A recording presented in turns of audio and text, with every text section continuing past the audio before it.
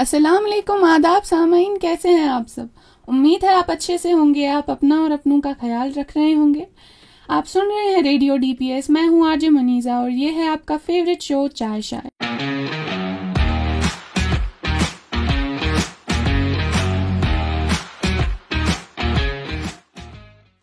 जैसा कि आप सब लोगों को पता है, इस शो में हम कुछ खास मेहमानों से बातचीत करते हैं।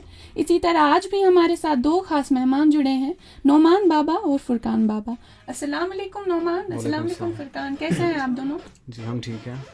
जी, तो फुरकान, मैं चाहूँगी कि आप अपना तारुफ दे दें हमारी ऑडियंस को। हम साउथ कश्मीर से दो भाई हैं और हम म्यूज़िक बनाते हैं। और हम जो म्यूज़िक बनाते हैं वो हम ज़्यादातर अपनी कंपोजिशंस यूज़ करते हैं। हम किसी कश्मीरी शायर की पोइट्री लेते हैं या किसी कंटेम्प्रेरी शायर की, खुद भी लिखते हैं लेकिन कम ही। ज़्यादा हम वैसी ही शायरी लेते हैं और फिर उनको कंपोज करते हैं और उनका एक सॉन्ग बनाते हैं। इस तरह ही हमने दो एल्बम ऐसी रिलीज़ किए जो इन्हीं सॉन्ग्स के बने हैं। जी, तो हम अब अपने सवाल जवाब का जो सिलसिला वो शुरू करते हैं। सबसे पहला सवाल नुमान मेरा आपसे होगा।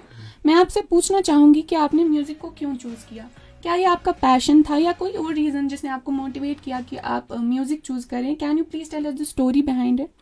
इंस्ट्रूमेंट होते थे हमारे स्कूल में भी, जैसे आप स्कूल जाते हो तो कीबोर्ड वगैरह, उसमें मेरा काफ़ी इंटरेस्ट था कि मतलब ये बजाते कैसे हैं।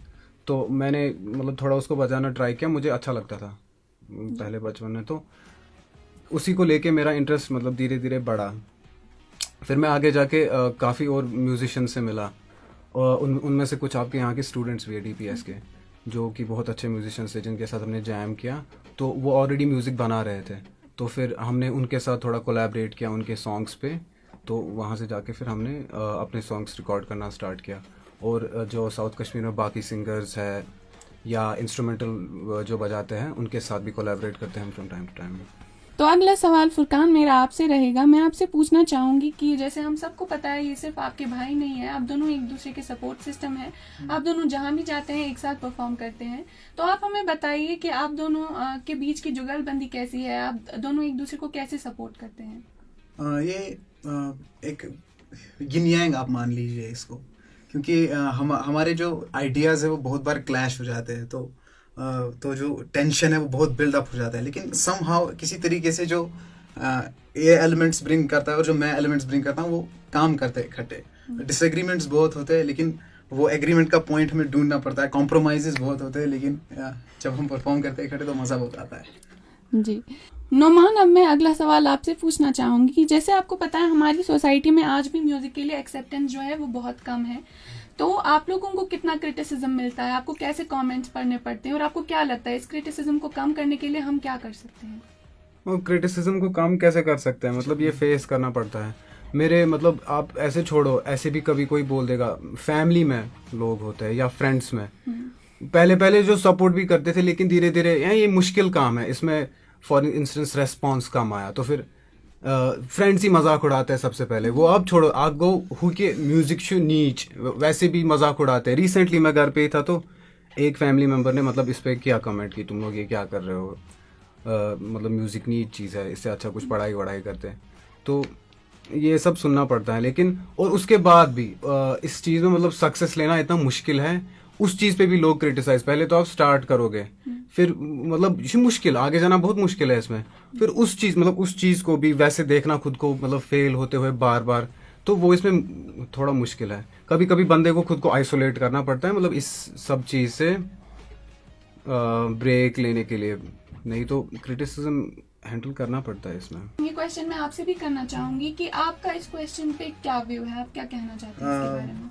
मैं बात नहीं करूंगा कि म्यूजिक की इमेज क्या है यहाँ पर, लेकिन मैं क्रिटिसिज्म पे ज़रूर बोलूँगा। जो क्रिटिसिज्म है वो मेरे हिसाब से बहुत ज़रूरी चीज़ है, क्योंकि जब आप कोई भी आर्ट बनाते हैं, आप किताब लिखेंगे या फिर आप स्पीच देंगे या आप एक्टिंग करेंगे या म्यूजिक बनाएंगे, तो आप अपने आप को प्रोजेक्ट कर रहे हो। आप बोल रहे हो लोगों को कि सुनो, मैंने कुछ बनाया, मैंने सॉन्ग बनाया, इसको सुनो। तो जो उनको हम अपना फोर्स कर रहे हैं, अपने आर्ट बोल रहे हैं कि सुनो, उनको एक राइट है कि वो इसको क्रिटिसाइज करे। तो क्रिटिसिज्म इज अ राइट, सबका क्रिटिसिज्म करना जरूरी है, क्योंकि वो क्यों हमारा सुनेंगे? उनके पास एक राइट है टू हैव अ व्यू, और किसी को पसंद नहीं आता है और वो सीधे बोल देते तो वो हैं। बोल देते हैं। और हर किसी बुरा चीज भी में लगता है, क्रिटिसिज्म आती है। जो भी हम आर्ट बनाएंगे वो सबके लिए नहीं होता है। उसमें जो हर किस्म के लोग हैं, अलग अलग किस्मों के, जिनको कोई आर्ट पसंद आएगा, कोई आर्ट पसंद नहीं आएगा। लेकिन कभी कभार ऐसा भी होता है, कुछ लोग जो होते हैं वो सीधे ही डिमोटिवेट करने के लिए क्रिटिसाइज करते हैं। उसको मैं एज क्रिटिसिज्म नहीं लेता, उसको मैं इग्नोर करता हूँ। वैसे क्रिटिसिज्म को जो सीधे ही बोल रहे होंगे कि आप रुक जाओ। लेकिन जो वैसा क्रिटिसिज्म होता है जो बोलता है कि मुझे अच्छा नहीं लगा, उसको मैं रिस्पेक्ट करता हूँ कि हाँ, इसको ये अच्छा नहीं लगा। तो वो अलग चीज़ है और वो अलग चीज़ है। जी। तो फुरकान, मैं अगला सवाल आपसे पूछना चाहूँगी। जैसा हम सबको पता है कि हम किसी भी फील्ड में जाएं, हमारी जो पेरेंट्स हैं उनका रोल बहुत इंपॉर्टेंट होता है। तो मैं आपसे पूछना चाहूँगी, आज तक आपके पेरेंट्स ने आपको कितना सपोर्ट किया है? कितना सपोर्ट आपको मिला है अपने पेरेंट्स से आज तक? सपोर्ट बहुत ज़्यादा मिला है, मैं उसके लिए बहुत शुक्रगुजार हूँ। क्योंकि हमारे घर में माहौल ही ऐसा था। हमारा जो सबसे बड़ा भाई है वो आर्टिस्ट है, तो उसने एक हिसाब से रास्ता बना दिया सबके लिए कि art is a career choice, it can be a career choice for you. और वो अच्छे से मतलब सक्सेसफुल है, तो इसलिए हमें भी, हम पर ज़्यादा प्रेशर नहीं आया जब हमने ये लाइन चूज़ की। तो हमें सपोर्ट मिला, अच्छे से सपोर्ट मिला। जी। तो मुझे आपके गाने जो है वो बहुत पसंद है, एंड आई एम श्योर हमारी ऑडियंस में भी बहुत लोग होंगे जिनको आपके गाने पसंद होंगे। तो मुझे आपका गाना बेदार बहुत पसंद है, तो मैं आपसे रिक्वेस्ट करना चाहूँगी कि आप वो प्लीज़ परफॉर्म करें।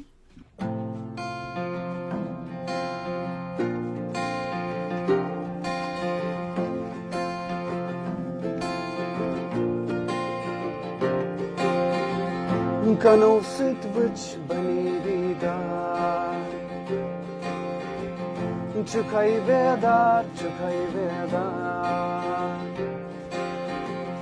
Naçav süt boğaz dilike asran Çukay vedar Şuy moy vay mekanan Karan taksim divan zanen Çeylay pay yavan turla Çukay bedar Kanal sidvıç bani didar Çukay bedar Açıl sid boğaz dilke asrar Çukay bedar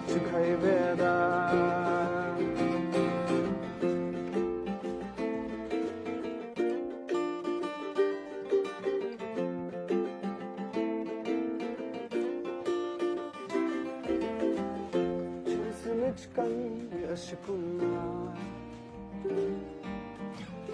Karin sarkat darun duşva Aval parrut fatmar Çukay bedar Çuy moy bar mekanan Karan taksim divan zanen Çeylay pay hevan turlar Çukay bedar Kanal sidvıç bani didar Çukay bedar Açav sid boğaz dilke asrar Çukay bedar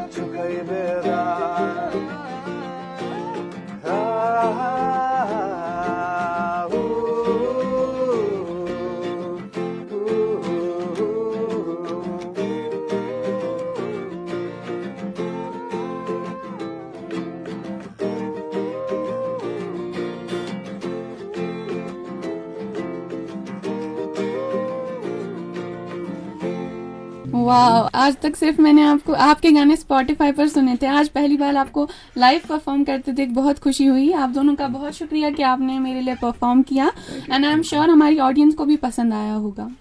तो अब हम अपने सवाल जवाब के सिलसिले पे वापस चलते हैं, और अब नुमान मैं आपसे पूछना चाहूँगी कि कश्मीर में ऐसे बहुत लोग होंगे जो अपना म्यूज़िक में करियर परस्यू करना चाहते होंगे। क्या यहाँ पे एकेडमीज है जहाँ जाके वो सीख सकते हैं? अगर है तो वो कैसी है? वहाँ पे इंस्ट्रूमेंट्स अवेलेबल है? वहाँ पे टीचर्स हैं? अगर नहीं तो फिर एडमिनिस्ट्रेशन का क्या रोल रहता है इन सब चीज़ों को सपोर्ट करने के? एडमिनिस्ट्रेशन इंक्लूड कर सकते हैं करिकुलम में, क्योंकि सीखने के लिए जगह है। आप कश्मीर यूनिवर्सिटी जा सकते हो, या फिर यहाँ भी स्कूल में मैंने DPS के स्टूडेंट्स के साथ जैम किया, यहाँ से बहुत अच्छे म्यूजिशियंस निकले हैं। तो एक तो DPS हो गया, कश्मीर यूनिवर्सिटी में म्यूज़िक का वो बाज़ाब्ता देते हैं बैचलर्स, लेकिन स्कूल लेवल पे या तो प्राइवेट स्कूल्स खुद इंक्लूड करते हैं, गवर्नमेंट स्कूल्स में करिकुलम में नहीं होता है। तो अगर वैसे वो कर सकते हैं तो वो ठीक रहेगा। मतलब गवर्नमेंट स्कूल्स में करिकुलम में एक क्लास ऐड कर देना, एक्स्ट्रा क्लास रख दे, एक्स्ट्रा क्लास भी नहीं होता है। और कश्मीर यूनिवर्सिटी में भी कोर्सेज ज़्यादा डाइवर्स नहीं है, तो 2-4 इंस्ट्रूमेंट्स उन्होंने रखे हुए हैं, लेकिन तब भी वहाँ पे फैकल्टी अच्छी है। अगर किसी को सीखना होगा, कश्मीर यूनिवर्सिटी में काफ़ी अच्छा माहौल है सीखने का। अब अगला सवाल फुरकान मेरा आपसे रहेगा। मैं आपसे पूछना चाहूँगी कि आपके फर्दर प्लान्स क्या है म्यूज़िक को लेके? आप कहाँ तक जाना चाहते हैं और क्या आप कंटिन्यू करना चाहते हैं आगे जाके? कंटिन्यू तो करना चाहते हैं, लेकिन फ्यूचर प्लान्स यही है कि रीच जितनी ज़्यादा बढ़े उतनी ज़्यादा बढ़ाएं, जितनी ज़्यादा ऑडियंस बढ़ सके उतनी ज़्यादा ऑडियंस बढ़े, और परफॉर्म जितना ज़्यादा कर सके उतना ज़्यादा करे, क्योंकि इसमें मज़ा बहुत आता है परफॉर्म करने में, बनाने में और इस सब चीज़ों में। प्लान्स यही है कि काम करते रहो, सॉन्ग्स बनाते रहो, शोज़ करते रहो, और जहाँ पहुँचेंगे वहाँ पहुँचेंगे, देखेंगे क्या होगा। जी, तो अब हमारे शो का जो है काफ़ी कम वक्त बचा है, तो मैं आप दोनों से रिक्वेस्ट करना चाहूँगी कि आप हमारी ऑडियंस के लिए एक अपनी मर्जी का कोई भी गाना गाएं।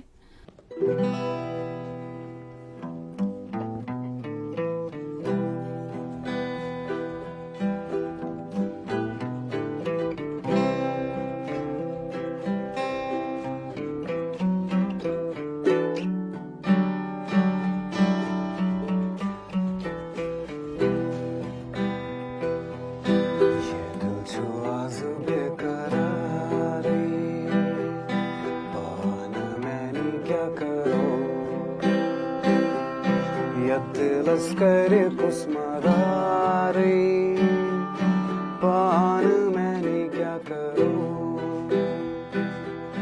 ये दिल जो आज बेकरारी पान मैंने क्या करूं, ये दिल करे कुस्मदारी पान मैंने क्या करूं।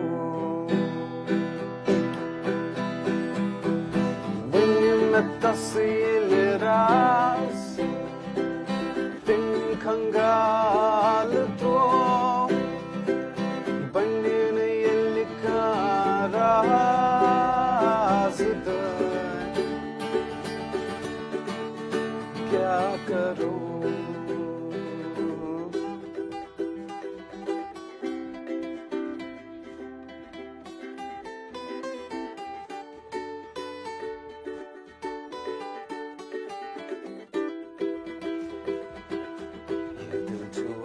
बेकरारी पान मैंने क्या करूं, ये दिल कर कुस्मदारी पान मैंने क्या करूं। नास त्रासों लो सदर च जायर